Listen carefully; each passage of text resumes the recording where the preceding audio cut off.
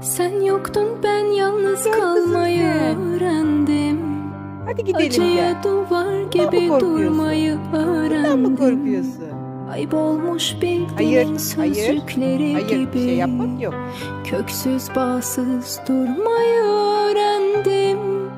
Vazgeçtiysen hep sağanak yaşlarımdan, vazgeçtiysen bitmek bilmez kışlarımdan. Korkma, kimseye ödenecek borcum yok. Yok saymayı ben senden öğrendim.